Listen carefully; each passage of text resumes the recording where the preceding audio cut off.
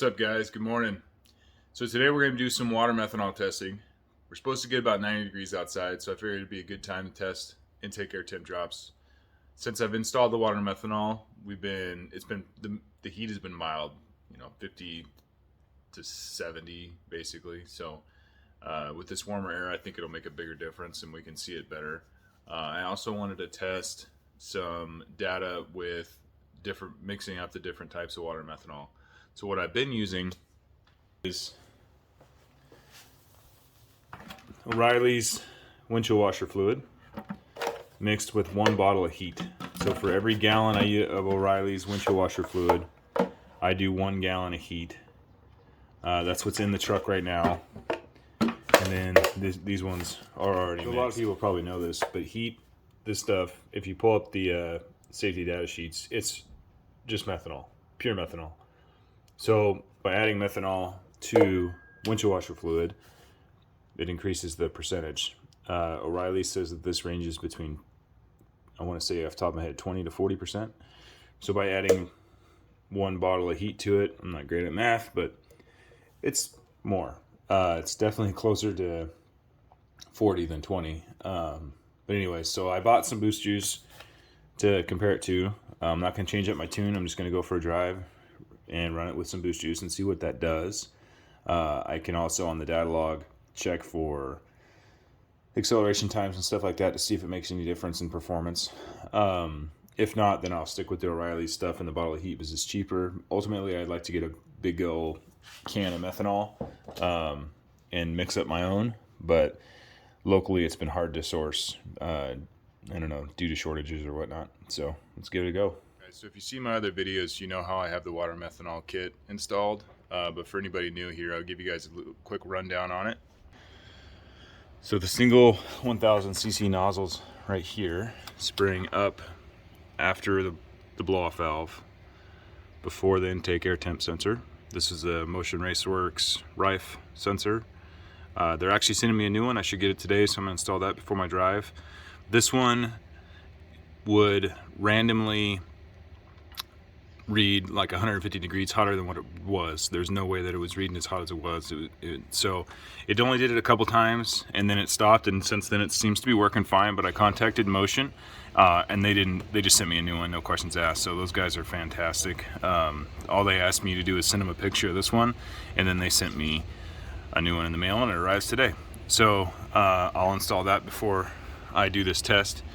But so here is the water methanol nozzle. The line runs down through some heat shielding all the way back to the bed.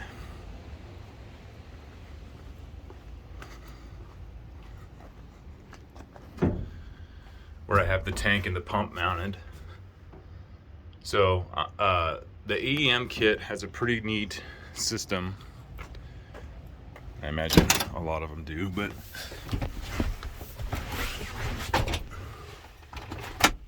I mounted the controller in my glove box, and you can, it's just Velcroed there, you can test it and drain the pump manually. So I'm just gonna disconnect that hose from the injection nozzle and just drain the tank, and then I'll throw my boost juice in it. So these fittings, they're a little compression or quick disconnect fittings, so you just push up on the, pop it out, super easy. I'm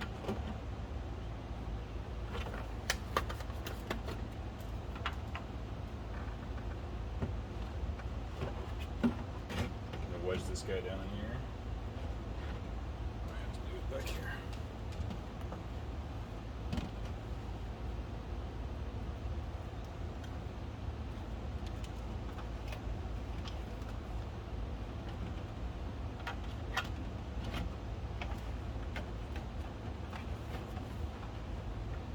Go. All right, I'm gonna put a little piece of gaff tape just on here so it doesn't come flying out.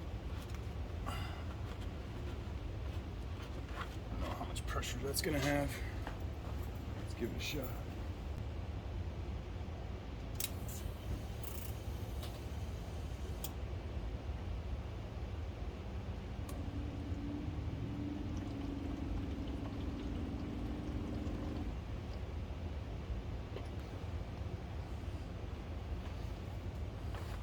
Yeah, worked good.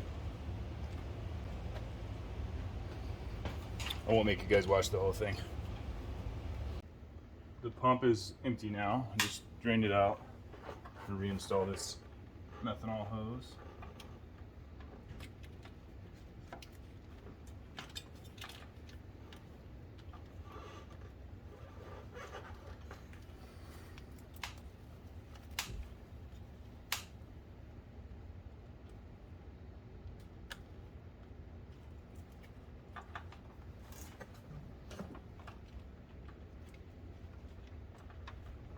It's back in there, not touching anything hot. All right, let's fill up this tank. It's a lot easier to fill this thing with the top off.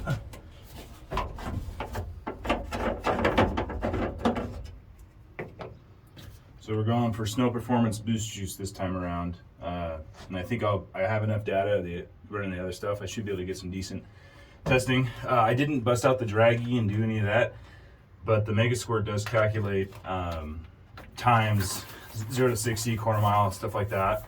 But basically, I have like same stretch of road, same RPM, let's say 3,000 to 5,000 RPM pull, and I can measure the time it took to do that, how much power and boost it made, and then I'll compare it to this one on my previous tune-up, and we'll just see if we can tell any difference. Also, intake air temps, but today's a lot warmer, so that will come into play.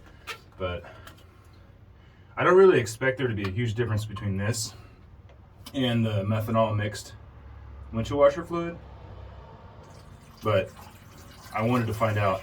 I watched Richard Holdner's YouTube video where he tested the methanol, and there was a definite improvement with the boost juice over windshield washer fluid, but he was not mixing windshield washer fluid with methanol, and I think that extra methanol would have brought the windshield washer fluid right back up. You got to use the -20 windshield washer fluid, the blue stuff. In his testing, that was like maybe down 10-15 horsepower. So I think adding that extra methanol would make a big difference. But we'll top this guy off here. I'm gonna prime it, and then we'll be ready for a drive.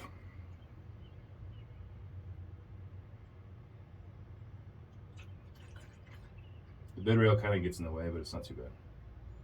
Hey guys, wanted to discuss price real fast. So there is a difference between the boost juice and the O'Reilly's windshield washer fluid. So juice I got off Amazon, and this is $52 for a pack of 4. So it's like $12-13 a jug for a gallon. O'Reilly's windshield washer fluid works out to about $4, $4.79 I think. And then this HEET is a couple bucks, almost $3. This works out to about $7.50-ish per gallon. And this is 12. So it is cheaper to run the O'Reilly stuff with the HEET. Ultimately, the most affordable would be to mix it myself, to go get it some methanol and mix it with distilled water and do that myself. I haven't been able to find it locally. The next cheapest would be windshield washer fluid and the HEET, and then boost juice. So the difference between boost juice and HEET is only a few dollars. It's not crazy, and the convenience not having to mix it or make multiple runs to the auto parts store is kind of nice. So we'll just do some testing, run through it, see what we can do, and go from there. Well, the family talked me into going for a bike ride, so we're doing that first. Yeah. So it's been a few weeks since I started this video. I just got pretty busy and wasn't able to go out and get the data that I wanted to. I filmed some of my driving, but the GoPro ended up losing the footage. So to summarize, the water methanol from the boost juice, it appears to be better. It definitely like seat of the pants. I'll show you guys some data logs. It feels a lot stronger with the boost juice. I'm pretty sure it's ripping a lot better. I'm running about 13 psi boost right now, so the truck is just a monster, and it's actually kind of hard to control at times. But with the O'Reilly's windshield washer fluid and the HEET, it never felt this strong. So I'm going to say, I don't have any scientific data here, but the power, the seat of the pants feel is a lot stronger with the boost juice. I'm working on getting a dyno rental going. I just picked up a set of stock size wheels and tires because the dyno operator did not want me to have my 35s on the dyno.